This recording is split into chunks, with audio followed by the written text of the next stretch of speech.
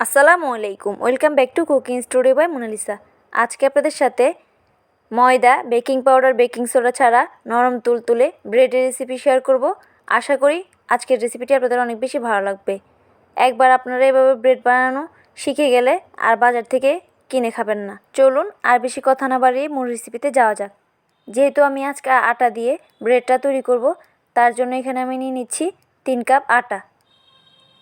এবার দিয়ে দিচ্ছি 1/4 চা চামচের মতো লবণ, 6 চা চামচ চিনি, 3 চা চামচ গুঁড়া দুধ, 1.5 চা চামচ ড্রাই ইস্ট।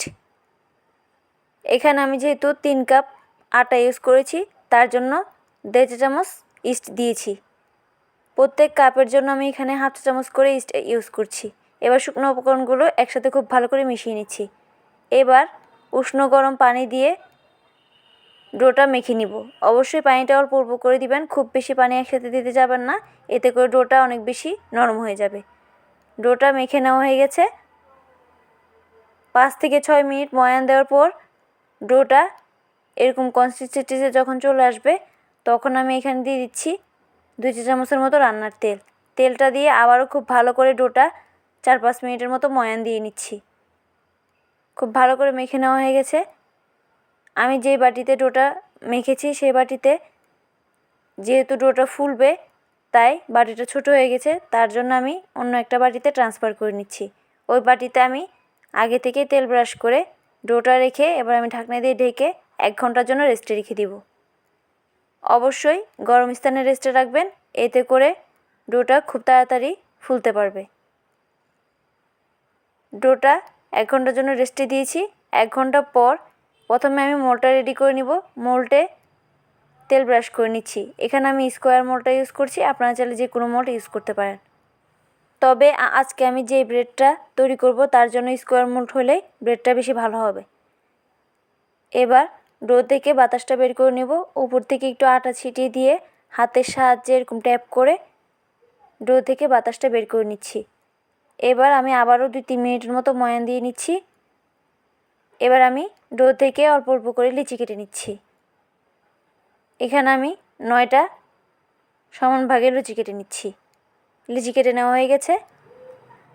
সেমভাবে সবগুলো লিচি কেটে নিয়ে এবার আমি হাতের সাহায্যে ঘুরিয়ে গোল পাউরুটির মতো তৈরি করে নিচ্ছি। এটা অনেকটা বনরুটির মতো শেপে হবে।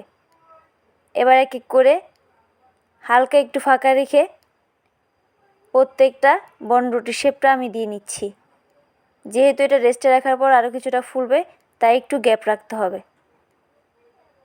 এবার আমি 30 মিনিটের জন্য একটা গরম জায়গায় কোনো একটা কাপড় দিয়ে ঢেকে 30 মিনিটের জন্য রেস্টে রেখে দিচ্ছি।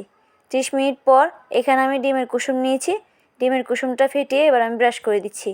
এখানে শুধুমাত্র ডিমের কুসুম ব্রাশ করলে ব্রেডের উপর থেকে কালারটা সুন্দর আসবে। তবে আপনারা যদি ডিম ইউজ করতে না চান, তাহলে এখানে লিকুইড দুধ ব্রাশ করে দিতে পারেন। এবার 180 ডিগ্রি সেলসিয়াস তাপমাত্রায় 10 মিনিট ফ্রি হিট করে রাখা ওভেনে 40 মিনিটের মতো ব্রেডটা বেক করে নিয়েছি।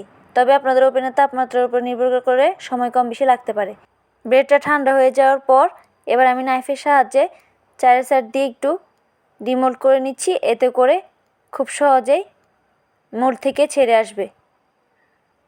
আপনারা দেখে নিশ্চয়ই বুঝতে পারছেন ব্রেডটা কতটা বেশি সফট হয়েছে। ব্রেডটা গরম থাকা অবস্থায় আমি উপর থেকে তেল ব্রাশ করে দিয়েছি, এতে করে উপর থেকে আর ড্রাই হয়ে যাবে না। তবে আপনারা চাইলে বাটারও ব্রাশ করে দিতে পারেন, এতে করে ব্রেডটা খেতে আরও বেশি ভালো লাগবে। ব্রেডটা যেমন স্পঞ্জি হয়েছে তেমন হয়েছে নরম তুলতুলে। বাহির থেকে অস্বাস্থ্যকর ব্রেড না কিনে আপনারা যদি এভাবে একবার ব্রেড বানিয়ে বাচ্চাদের দিতে পারেন, এতে করে বাচ্চারা অনেক বেশি পছন্দ করবে। আশা করি আজকের রেসিপিটি ভালো লেগেছে। রেসিপিটি কেমন লেগেছে কমেন্ট করে জানাতে ভুলবেন না। রেসিপি ভালো লেগে থাকলে প্লিজ একটি লাইক দিয়ে দিবেন এবং চ্যানেলটি সাবস্ক্রাইব করে পাশে থাকা বেল আইকনটি প্রেস করে দিবেন। আজকের মতো এখানেই বিদায় নিচ্ছি। দেখা হবে পরবর্তী কোনো রেসিপি নিয়ে। সেই পর্যন্ত সবাই ভালো থাকবেন। আল্লাহ হাফেজ।